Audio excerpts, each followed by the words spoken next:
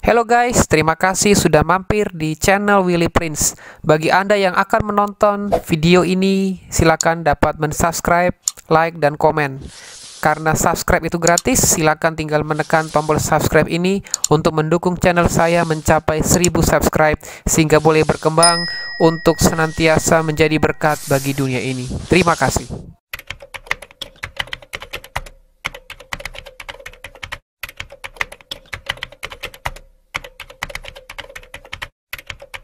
Halo saudara, kita kembali lagi di channel Willy Prince di Sejarah Gereja bab 3 mengenai perkembangan dan kekuatan dari gereja Katolik bertumbuh dan berkembang di Indonesia. Kita tahu bahwa gereja Katolik adalah cikal bakal kekristenan itu berkembang karena nenek moyang kita adalah Katolik.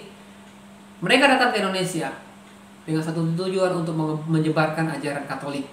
Namun tidak bisa dipungkiri bahwa orang-orang Belanda dan VOC juga ikut bersaing dengan Portugis karena Portugis, Spanyol membawa ajaran Katolik, sedangkan Belanda membawa ajaran Kristen Protestan. Di sini kita melihat bahwa Belanda dan VOC datang ke Indonesia untuk mengusir, menggantikan sending Katolik, mengusir dan menggantikan yang 100 tahun lebih dulu mendahului Belanda. Bukan berarti tidak ada lagi kaum Katolik yang itu peninggalan Portugis. Mereka tetap ada dan tetap berkembang eksis sampai hari ini. Ciri pertama yang menentukan bentuk misi Katolik adalah aspek hierarkis. Katolik sangat kuat dengan sistem pemerintahannya, dengan aturannya yang feodalis yang sangat kuat dan menekankan aspek hierarkis. Kaum awam bagi orang Katolik itu tidak punya suara, tidak begitu penting. Yang mereka utamakan adalah rohaniawan atau kaum yang sejenis pastor, paus, dan kardinal. Dan para gereja untuk imam membawai para uskup. Imam membawai uskup dan dibawa dalam kepimpinan utama yaitu paus. Gereja Katolik mempunyai organisasi yang sangat rapi. Salah satu contoh, dia mengatur usaha misi. Jadi usaha misi itu diatur oleh gereja Katolik, mengatur keseragaman dan pengembangan pemuritan dan tata ibadah, saudara. Ciri kedua dari zaman itu adalah keutamaan sakramen yang lebih tinggi daripada Alkitab. Otoritas tertinggi bukan Alkitab tapi sakramen yang diajarkan oleh paus, diajarkan oleh gereja, itu yang dipegang teguh oleh pengikut-pengikut agama Katolik, saudara. Sakramen baptisan misalnya diperlukan untuk memperoleh keselamatan. Gereja Katolik dianggap sebagai pemisah dari sakramen satu-satunya yang sah. Keyakinan tersebut akhirnya membentuk suatu keyakinan seperti ini. Soal iman, kalau kita melihat di layar, soal iman bukan percaya pada apa yang dikatakan firman, tapi lebih kepada kekuasaan gereja yang berfungsi sebagai pemisah sakramen. Jadi mereka menekankan ketaatan kepada gereja. Penekanan pada sakramen, air, roti, dan anggur itu dianggap sebagai benda sakti. Terjemahan Alkitab dalam bahasa daerah tidak dianggap penting, saudara. Cukup orang awam menghafal rumusan pokok agama, 10 hukum, dan doa Bunda Maria. Jadi ciri-cirinya, lalu masyarakat Eropa mengakui kesatuan asasi seluruh kehidupan. Negara pun berada di bawah gereja dan tugas negara ialah melayani gereja, saudara. Jadi tugas negara itu melayani gereja, melindungi iman Kristen. Jadi gereja itu lebih tinggi kekuatannya dari negara. Bahkan negara di bawah kekuasaan gereja. Itu kekuasaan paus sangat hebat dalam hal politik, saudara. Keyakinan itu bergandengan tangan dengan pemikiran agama suku yang ada di Indonesia sehingga tidak sulit bagi kaum padri untuk mengatur kehidupan para penganut agama. Kaum padri itu adalah pemimpin-pemimpin agama Katolik yang ada di Indonesia Timur, saudara, seperti di Maluku, di Ternate. Berbeda dengan Katolik, agama suku di Indonesia tidak ada pemahaman mengenai satu lembaga gereja yang berfungsi sebagai pengatur, saudara. Pertarakan atau askese adalah satu ideal yang berabad-abad dipertahankan oleh gereja, saudara. Bentuk dan nilai paling tinggi dalam kehidupan kekristenan. Orang yang ingin mengatur kehidupan gereja menurut cita ini berkumpul dalam yang namanya ordo. Ordo ini adalah kumpulan para padri, para pemimpin-pemimpin yang dikenal dengan ordo. Ada ordo Fransiskan, ordo Dominikan, ordo Serikat Yesus. Ordo Fransiskan itu menekankan tentang hierarkis, tentang sakramen, tentang hukum-hukum yang harus diikutin. Ordo Dominikan itu lebih kepada pengajaran, lebih kepada sesuatu hal yang praktis. Tapi Serikat Yesus lebih kepada pengalaman iman dengan Tuhan, bagaimana hidup bersemangat, hidup memberitakan Injil. Para padre ini tidak memperhatikan harta atau keluarga, karena itu mereka sangat tepat sebagai tenaga misionaris. Sarana ordo Kristen tidak dapat diremehkan, saudara. Karena ini sangat menjadi faktor penting di dalam pengutusan misionaris Katolik di zaman modern, saudara.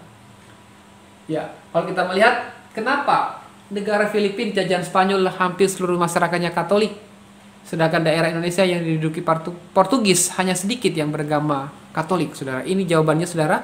Kalau kita melihat perbedaannya, kalau orang Spanyol mereka suka menjelajah daerah yang kuat, yaitu daerah-daerah yang hebat secara intelektual, yang canggih, ya seperti Amerika Tengah, saudara, Amerika Selatan dan Filipina. Sedangkan agama-agama yang terdapat di daerah mereka itu agamanya lebih tinggi, jadi punya intelektual yang tinggi sehingga mudah diajak kerjasama dan mudah untuk mengembangkan ajaran Katolik. Sedangkan Portugis lebih mengutamakan tentang benda, saudara, benda, yaitu membangun benteng di daerah jajahan yang namanya Goa di India, dan mereka lebih senang dengan membangun manuskrip supaya ada bukti-bukti yang bisa dilihat oleh orang-orang di zaman saat ini, yaitu dengan adanya benteng, dengan adanya bangunan-bangunan kuno. Mereka umumnya menetap di daerah-daerah di mana agama yang lebih tua, ada agama yang lebih dahulu berdiri seperti Islam, Hindu, dan Buddha. Karena Hindu adalah agama pertama yang muncul, lalu Buddha, lalu Islam, lalu Kristen, lalu Islam, katanya Hindu. Dan agama suku baru Hindu, ya saudara. Jadi di sini kita lihat bahwa inilah yang menjadi perbedaan kenapa di Spanyol lebih banyak orang yang menjadi Katolik daripada di Portugis. Karena ini, mereka hanya membangun benteng dan ternyata ada kekuatan yang luar biasa, agama sebelumnya itu sudah berdiri lebih lama. Ya. Di sini kita melihat untuk menguasai di daerah yang agamanya kuat, maka Portugis sering bergabung dengan para penguasa yang satu untuk melawan penguasa yang lain. Misalnya Sultan Ternate bergabung dengan Portugis. Dan karena orang Indonesia tidak memisahkan agama dan politik, lagi-lagi Indonesia sangat kental dengan agama dan politik, itu menjadi satu paket. Itu sudah ada pada zaman Belanda, saudara. Bukan saat ini kita memilih presiden, kita memilih lembaga atau pemimpin daerah. Kadang-kadang kita menyatukan agama dengan politik, tidak bisa dipisahkan. Zaman dulu juga sama, saudara. Kalau sekutu Portugis mau bersekutu dengan Portugis, maka otomatis raja dan pengikutnya harus rela masuk menjadi agama Katolik. Bukan karena iman, tetapi karena ingin punya kepentingan, saudara. Apabila satu penguasa sekutu Portugis mengalihkan dukungannya bergabung dengan musuh, maka mereka yang sudah masuk Katolik akan sangat menderita jika tidak kembali kepada agama yang sebelumnya. Jadi akan menderita, saudara, akan disakitin, akan dianiaya dan diberikan pajak yang tinggi. Itu pernah terjadi pada zaman dulu, saudara. Ya. Banyak hal-hal yang dilakukan pada zaman itu, saudara. Lalu kalau kita melihat dari peristiwa ini, kita dapat melihat bahwa pengkristenan tidak jauh berbeda dengan pengislaman, saudara. Hal itu bisa terlihat adanya hubungan yang erat antara politik dengan agama. Jadi politik agama melengket, saudara, dalam agama. Lalu masuknya agama dari luar, pergantian nama yang dilakukan membawa pengaruh. Jadi ada nama baptis. Kalau dalam Katolik, ketika dia dibaptis menjadi pengikut Kristus, mereka harus mengganti nama dengan nama baptis Katolik. Apabila seorang penguasa masuk agama baru, secara otomatis penduduknya ikut berkuasa, yang penduduknya itu ikut jejak dari pemimpinnya. Ya, pengertian asas kepercayaan agama tidak dianggap hal yang serius. Jadi bukan karena iman, mereka kenal Yesus bukan karena iman, tetapi karena ikut-ikutan, supaya mendapatkan kenyamanan, supaya mereka bisa menerima bantuan, terutama bantuan sembako, dan yang memudahkan mereka untuk bisa berkembang, saudara. Ya, kalau kita melihat di sini, keadaan tersebut terjadi sampai pada tahun 1540. Lalu muncul namanya orde baru, namanya Serikat Yesus atau Jesuit, ya. Ya, jadi Jesuit ini adalah orde yang sangat semangat di dalam melayangkan baptisan, melayangkan misionari mereka, dan terus melakukan baptisan, tapi tanpa follow up dalam memberikan pendidikan agama. Mereka kurang, saudara. Bahkan mereka tidak puas kalau pejabat baru hanya diberi nama Kristen dan menjadi warga Katolik. Orde Jesuit ini, para penganut Jesuit ini dianggap sebagai misionaris Katolik yang paling menonjol dalam ajarannya adalah kesembuhan ilahi. Mereka melakukan kesembuhan ilahi dan menghasilkan banyak jiwa. Jadi kesembuhan ilahi itu bukan milik Pentakosta karismatik, bukan orang-orang kalangan Pentakosta. Zaman Katolik, orang-orang Katolik dari Orde Jesuit sudah mempraktekkan karunia kesembuhan ilahi melalui Orde Jesuit ini, saudara. ya, dan menghasilkan banyak jiwa. Contohnya adalah Xaverius. Di Ternate ada seorang penginjil misionaris bernama Xaverius. Dia melakukan pengajaran sehari 2 kali, saudara. Mengajarkan pengakuan iman rasuli, doa Bapa Kami, doa Salam Maria, ke-10 firman Tuhan, dan disampaikan secara kontekstual, mengikuti perkembangan dari budaya yang ada di tempat itu, saudara. Dan pengakuan iman rasuli dilakukan juga dalam versi bahasa Portugis dan Melayu. Dan ingat, pergaulan Xaverius tidak terbatas hanya kepada orang seiman atau orang-orang Katolik, tapi dia juga bergaul dengan orang-orang Kedar Nebayut, orang-orang Muslim, saudara. Contohnya dia bergaul dengan Sultan Hairun untuk menjalin hubungan yang damai. Di luar biasa. Lalu di tahun 1947 kita melihat ada 7 kampung, saudara. Di sini 7 kampung yang sudah masuk Kristen, bisa lihat di layar. Ya, di sini dia melakukan metode yang luar biasa, bagaimana membawa salib untuk mengunjungi rumah-rumah, ya, dan ada anak-anak kecil yang ditanya, sudahkah Anda dibaptis, maukah Anda didoakan, bahkan melayangkan permandian orang-orang yang meninggal, yaitu dengan percikan air suci, mengaku ketika dia akan meninggal dia akan diselamatkan ketika menyampaikan atau memberikan percikan air suci. Metode yang dilakukan oleh Xaverius ini adalah melatih dan meningkatkan katekit pribumi atau penerus-penerus misionaris dari Portugis ini, saudara, ya. Jadi dia meneruskan pelayanan misi untuk mengkaderkan orang-orang pribumi. Lalu setelah dia meninggalkan Indonesia, namun para misi itu tidak melanjutkan metode yang dilakukan oleh Xaverius, saudara. Ya, ini beberapa metode yang dilakukan. Yang pertama adalah menghafalkan asas kepercayaan, saudara. Dia menghafalkan asas-asas kepercayaan serta menyanyikan syair dengan daerah yang masih buta huruf. Jadi orang-orang buta huruf bisa tahu ketika dia menyanyikan syair dengan bahasa isyarat, dengan bahasa orang yang buta huruf, sehingga imannya kuat bertumbuh. Pemuritan yang dilakukan oleh Xaverius lebih condong kepada anak-anak dan orang tua. Kenapa kepada anak-anak, saudara? Karena anak-anak itu adalah aset dari gereja, pondasi dari gereja, sehingga anak-anak itu lebih dipentingkan. Kenapa orang tua? Karena orang tua akan meninggal dan entar lagi akan dipanggil Tuhan, sehingga dia pun menekankan kepada orang tua. Jadi saudara, kalau saudara ingin pelayanan efektif, lakukan kepada anak-anak dan kepada orang tua. Ya. Yang ketiga, tidak ada usaha dalam katekisasi untuk memperhadapkan Injil dengan agama suku.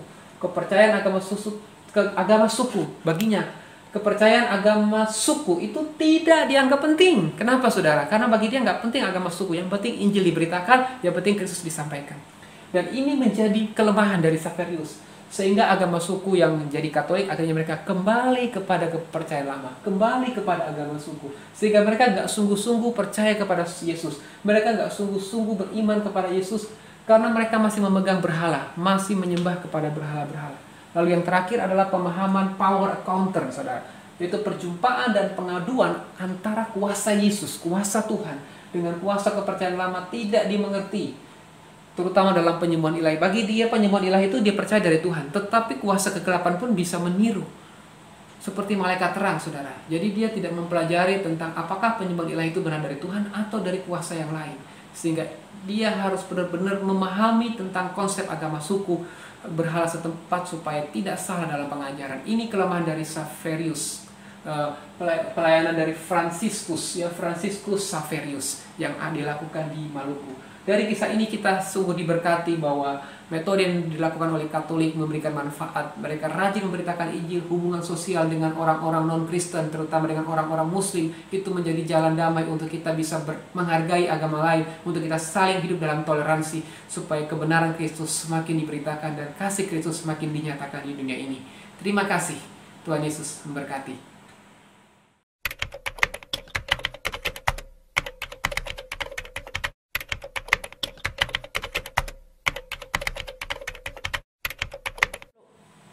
Shalom, saudara, kembali lagi bersama dengan saya, Willy Prince Channel, bersama dengan Pastor Willy Pontonowo di Sejarah Gereja Part 4.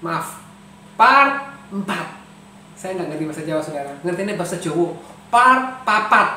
Papat itu dalam bahasa Inggrisnya itu four, saudara. Oke, lanjut. Kita kembali ke konteks Sejarah Gereja Indonesia. Saudara, di Sejarah Gereja Part 4 ini kita akan mempelajari tentang gereja Protestan zaman VOC tahun 1605 sampai 1800. Ya, sangat seru sih kita belajar tentang Protestan. Di part 2 tadi kita sudah belajar tentang konteks budaya, sosial, agama suku, bagaimana Islam berkembang dengan luar biasa. Di part 4 ini kita akan mempelajari tentang gereja Protestan. Di part 3 kita sudah belajar tentang VOC dan sejarah berdirinya gereja Katolik. Dan di sini kita akan belajar tentang bentuk gereja reformasi atau gereja reform dan ideologi. Karena reform sangat kuat dengan ajaran keselamatan, predestinasi, kedaulatan Allah. Saya suka itu. Pelajaran predestinasi dan kedaulatan Allah saya belajar dalam mengenai teori atau teologi dari Calvinis ini, saudara. Sini, Johannes Calvin, ya. Di dalam ideologinya dia adalah reformator dari perintis gereja Reform tahun 1564 dan maka pengikutnya pun berjuang untuk mempertahankan ajaran reformatoris, yaitu tentang predestinasi atau teori keselamatan ini. Musuh utama kaum reformatoris adalah Katolik. Bagi mereka Katolik itu nggak alkitabiah menurut orang-orang reformatoris pada waktu itu. Selama 80 tahun Belanda berjuang untuk melepaskan diri dari kekaisaran Romawi. Ya. Dogma dari kaum reformatoris, kalau kita lihat dari layar, saudara bisa alihkan ke layar. Ya. Yang pertama adalah sola fide. Ya, dia menggunakan sola fide, pembenaran diperoleh hanya berdasarkan iman. Lalu sola gratia, keselamatan diperoleh hanya berdasarkan anugerah. Lalu sola scriptura, Alkitab merupakan sumber dan otoritas bagi orang percaya. Dogma ini, tiga asas ini, sola fide, sola gratia, sola scriptura adalah pengajaran dari gereja reform atau gereja reformat atau yang dikenal dengan gereja Protestan, saudara. Bentuk dari gereja reform, ya, reformed dan ideologinya. Persoalan mulai muncul di abad ke-17. Iman diartikan sebagai kepercayaan, ya, kepada rumusan-rumusan doktrin yang benar, bukan lagi kepada kehangatan iman. Jadi mereka lebih menekankan kepada rumusan, kepada doktrin yang benar, bukan lagi kepada pandangan atau kehangatan iman dan pemurnian oleh Roh Kudus. Ya, jadi berpegang kepada dogma gereja, saudara. Ironis sekali, saudara. Hanya berpegang pada dogma, tapi tidak menekankan hubungan pribadi, hubungan yang dekat dengan Tuhan. Makanya ajaran reformasi, ajaran reform itu lebih kepada dogma gereja. Mereka sangat kuat dalam hal sejarah, biblika, tentang teologi-teologi, tetapi kehubungan intim dalam hal doa, persekutuan yang erat dengan Tuhan kurang ditekankan, saudara. Kaum reformatoris tidak jauh berbeda dengan orang Katolik Eropa Barat. Mereka tidak memiliki pandangan yang positif terhadap agama non-Kristen, apalagi terhadap agama suku. Mereka nggak begitu perhatian kepada agama suku. Agama suku dipandang agama tahayul, bahkan penyembahan terhadap iblis. Ajaran Calvin mewajibkan negara untuk membantu gereja dengan mempertahankan iman dan juga memberitakan Injil atau kabar baik. Hubungan antara gereja dan negara itu sangat kuat, yang dikenal dengan nama konsep gereja negeri. Gereja negeri menjadi pegangan kaum Kristen di Belanda. Ya, secara resmi gereja Belanda, secara resmi orang-orang Belanda bersedia melaksanakan ajaran Calvin, saudara. Tetapi mereka tidak fanatik untuk mempertahankan ajaran Calvin ini. Ya, pokok-pokok yang mewarnai pelayanan misi Belanda kalau kita melihat di layar, terjemahan Alkitab sangat diutamakan sesuai dengan asas reform. Penerapan katekismus dengan doktrin gaya Eropa dipaksakan untuk diterapkan di Indonesia tanpa memperhatikan kesesuaiannya atau tidak dengan budaya Indonesia. Jadi mereka memaksakan ajaran doktrin gereja Barat itu dipaksakan tanpa menyesuaikan dengan kebudayaan di Indonesia. Kepentingan perdagangan lebih diutamakan daripada masalah ideologi dan pekabaran Injil, saudara. Ya, pengutusan gereja reform di bawah pengawasan VOC, orang Belanda datang ke Asia tidak hanya mencari rempah-rempah, tapi mau menjadikan negara yang kokoh untuk melawan Katolik. Jadi semakin di samping mereka mencari rempah-rempah, mereka juga ingin memperluas ajaran kekuasaan mereka untuk menyerang Katolik. Ya, perdagangan menjadi prioritas utama tentunya untuk mewujudkan perdagangan yang lebih kuat dan maju. Maka pada tahun 1602 dibentuklah maskapai perkapalan yang besar yang dikenal dengan nama VOC. Apa itu VOC ini? Verenigd Oost-Indisch Company, ya.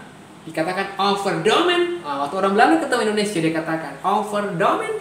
Indonesia mengatakan you overdosis. Lucu nggak saudara? Nggak lucu ya. Saya mungkin nggak tahu saudara lucu nggak ya. Oke, lanjut. Ya, kepala maskapai diberi izin monopoli oktroi atas perdagangan antara Tanjung Harapan dengan Selat Magellan ya. Dan siapa saja yang melanggar akan dihukum dan disita kapal-kapalnya. VOC memiliki hak untuk mengadakan perjanjian diplomatik, mengambil keputusan untuk mengadakan perang dan sebagainya. Ya, tahun 1612 VOC mengizinkan kedatangan pendeta Kristen ke Belanda yang pertama di tanah air. Mereka dikirim ke Ambon, saudara. Sesuai dengan ajaran Calvin, VOC bersedia membantu gereja reform di Belanda melakukan tugas pelayanannya di Indonesia. VOC siap mendirikan gereja dan mengatur para misionaris, tentunya yang dipilih oleh gereja. Oke, kalau kita melihat syarat-syarat VOC di sini, syarat-syarat VOC, para pendeta Belanda dalam menjalankan tugasnya harus mengutamakan pemeliharaan rohani. Pemeliharaan rohani orang-orang Belanda baik yang ada di laut maupun yang ada di darat. VOC tidak membiarkan gereja dan misionaris terlalu kuat, karena bahaya kalau mereka terlalu kuat, mereka takut akan menyerang VOC. Kalau gereja punya kekuatan, mereka takut akan menjadi musuh bebuyutan dari VOC. Sehingga mereka melakukan kebijakan. Kebijakan yang pertama adalah menuntut kehadiran wakil VOC. Ketika mengadakan rapat, VOC harus diundang hadir. Dan ketika dalam memberikan gaji, perlengkapan misi, menentukan pelayanan adalah tugas dari VOC. Dan yang ketiga, pendeta yang tidak tunduk kepada kebijakan VOC akan pulang kampung, saudara. Jadi kalau kita menjadi misionaris pada waktu itu tidak setia, akan dipulangkan ke daerah asalnya, saudara. Ironis sekali, saudara. Ya, ini beberapa sejarah berdirinya gereja. Kalau di Maluku kita melihat ada D.S. Wiltens ya. D.S. Wiltens adalah pendeta Belanda yang pertama yang melayani berkhotbah dengan bahasa Melayu pada tahun 1613. Kita lihat di layar, saudara. Wiltens yang pertama dari 167 pendeta yang melayani dalam waktu yang cukup lama. Tahun 1615 telah dibentuk majelis gereja yang pertama. Sekalipun jumlah pendeta atau dikenal dengan penghibur orang sakit, itu penghibur rumah sakit, bukan penghibur wanita penghibur, bukan ya saudara, bukan seperti di jalanan gitu ya. Tapi ketika mereka bawa gitar, mereka memuji Tuhan, itu dianggap sebagai penghibur rumah sakit. Ini bahasa Melayu. Mereka melayani di gereja benteng di pedalaman ya Maluku. Prioritas yang tidak seimbang mengakibatkan penginjilan Maluku sangat diabaikan, saudara. Lalu kalau kita lihat di Sulawesi Utara ini, di Sulawesi Utara dan Sangirta Laut abad 17, kekuasaan Spanyol dipatahkan di Sulawesi Utara oleh Belanda. Ya, secara otomatis gereja Protestan mengambil alih ribuan orang Katolik. Peristiwa ini terjadi, yang pertama yang kita lihat pendeta C. de Leo tiba di Sangir dari Ternate tahun 1980. Lalu pada tahun 1700 terdapat 2.500 orang-orang Kristen di Sangir. Tetapi karena kelainan dan kekurangan tenaga orang Kristen, di tahun 1771 berkurang setengahnya, kurang lebih hanya 1.200 yang tetap mempertahankan iman Kristen, ya saudara. Oke saudara, kalau kita melihat lalu di timur, kita melihat di timur sini, bisa kearahkan ke saya saudara, karena saya udah lelah menghitung hari, udah lelah meniti, bukan. Saya hari-hari ini di tengah COVID pandemik ini lebih banyak menggunakan online, saudara. Jadi saya harus benar-benar energik menyampaikan sesuatu supaya saudara bisa memahami dengan baik apa yang saya sampaikan. Ya, lalu di timur, di daerah ini baru mendapat pemeliharaan rohani di tahun 1670 ketika salah seorang raja meminta perlindungan dan di samping itu meminta diri dibaptis. Jadi ada seorang Belanda, seorang raja meminta dibaptis dan menjadi pengikut Kristus. Berita positif adalah seorang guru Kristen pribumi yang bernama Paulus Kupang. Wah, luar biasa saudara. Paulus Kupang adalah seorang pendeta pribumi yang melayani dengan baik, dengan setia dia melayani, dan diangkat, diberikan status penghibur orang sakit. Lagi-lagi istilah penghibur orang sakit. Itu seperti sekarang itu pendeta pratama atau PDP. Pendeta pratama, bukan PDP pasien dalam pengawasan ya saudara. Tapi pendeta pratama dan juga bisa untuk vikaris ya kalau dalam Protestan. Lalu kalau kita melihat di Batavia ini terjadi pelayanan misi luar biasa sampai ke abad 19. Sekalipun Pulau Jawa telah diislamkan, namun di Jawa Timur masih tersisa kelompok orang-orang Hindu yang tidak bisa terus memandang orang-orang Belanda, ya, orang-orang Belanda sebagai sekutu untuk melawan orang Islam, saudara. Pada waktu itu mereka sangat benci dengan orang Islam. Oleh sebab itu misi Belanda diutus ke Panarukan dan Belambangan. Ada sejumlah orang dibaptis, tetapi tidak lama kemudian daerah tersebut diislamkan, dan namun karena pekerjaan situ akhirnya tidak bertahan lama. Sekilas akhirnya hancur, saudara. Ya, di Sulawesi Selatan, kalau pada tahun 1545 dua raja di Sulawesi Selatan memberi diri dibaptis atas kesaksian seorang pedagang Belanda. Akan tetapi pendeta yang melayani di sana tidak menetap lama, sehingga pekerjaan yang sudah dimulai di sana akhirnya runtuh, saudara.